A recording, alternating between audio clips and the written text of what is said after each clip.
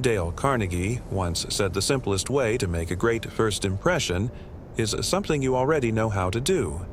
Smile. Sounds almost too easy, right?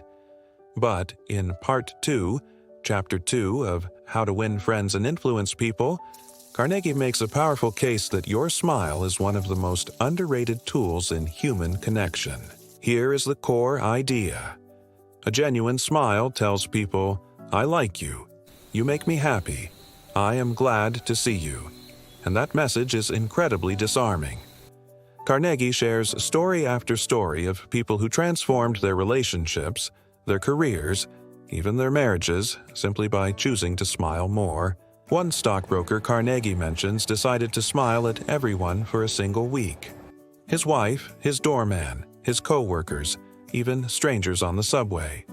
The result? People smiled back. Conversations opened up. His whole world felt warmer, not because anything external changed, but because he changed. Now, here is the key nuance. Carnegie is not talking about a fake, plastered-on grin. He is talking about a real, authentic smile that comes from genuinely wanting to connect with people. An insincere smile fools nobody.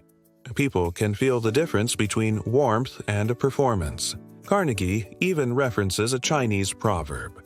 A man without a smiling face must not open a shop. Think about that.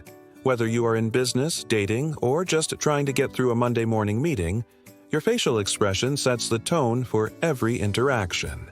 So, what is the takeaway? Before your next conversation, interview, or first date, remember this. You do not need a perfect opening line. You do not need to be the smartest person in the room. Sometimes all you need is a genuine smile. It costs nothing, but it creates so much.